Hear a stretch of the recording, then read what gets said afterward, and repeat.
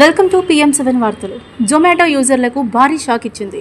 ఇప్పటి వరకు ప్రతి ఆర్డర్పై 10 రూపాయలుగా వసూలు చేస్తున్న ప్లాట్ఫామ్ ఫీజును ఇప్పుడు 12 రూపాయలకి పెంచేసింది.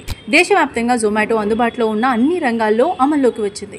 ఇది చాలదు అన్నట్టే తక్కువ ధర గల లేదా ఎక్కువ ధర గల ఆర్డర్ చేసినా అదనంగా 2 రూపాయలు చెల్లించాల్సిందే.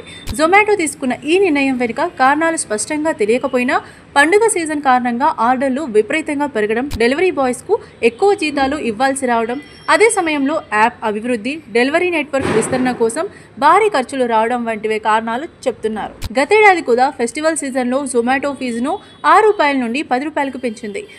ఇప్పుడు మళ్ళీ 12 రూపాయలకు చేరింది.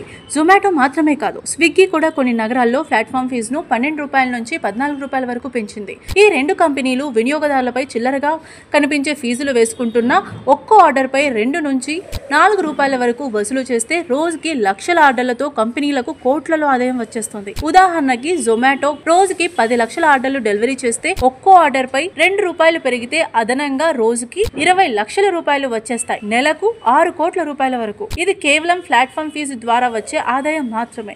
చిన్న మొత్తంగా కనిపించినా వాస్తవానికి వినియోగదారుల నుంచి కంపెనీలకు భారీ లాభాలు దక్కుతున్నాయి. ఇలాంటి తాజా అప్డేట్ కోసం మా ఛానల్ని లైక్ చేయండి, షేర్ చేయండి, సబ్స్క్రైబ్ చేయండి.